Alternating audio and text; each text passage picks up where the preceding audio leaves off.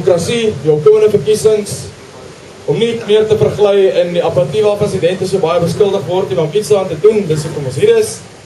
And tonight is discussions are going on tonight. Black Label tonight, ek weet van my vriende wat hier so is. Dis wat ons geniet. Ons het daar 9 rande op hier. Warm welcome to all of the party representatives that have made it here tonight, that have taken the time, the effort to be here. We really appreciate it. We look forward to hear from you, your plans, your insights, your vision.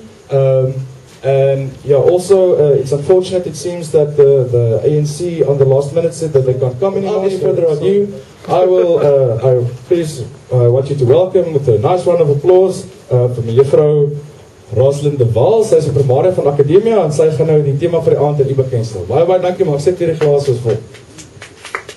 Dankie. Hi everybody. This is quite a fun evening. I wasn't expecting to be almost under the stars, but it's quite different and fun.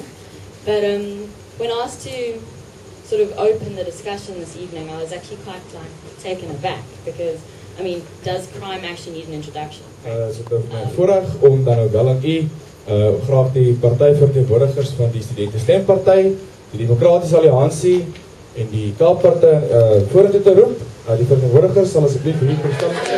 My name is Brandon Como and I'm here to represent Studente Stemparty.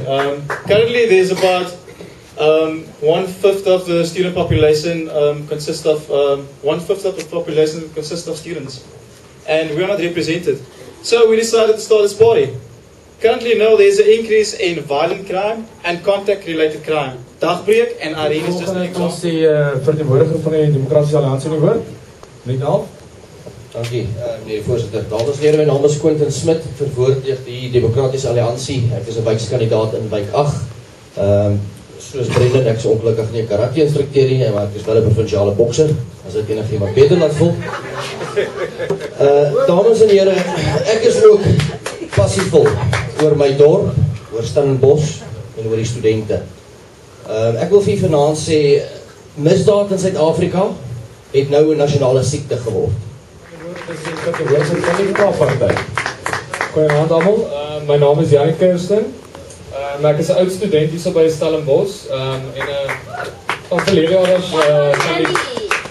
van verlede jare af werk ek vir die Kaapse Party hier op Stellenbosch. Ek het hoofsaaklik gefokus op die omliggende areas, so verskoon my as ek nou nie met al die studente praat hierso nie, en ek wil ook net voordat ek begin seker maak jy toestemming kry met die bier saam te bring so. Luister, Stellenbosch is nie die enigste kampus in die land wat sukkel met probleme met misdaad en so nie.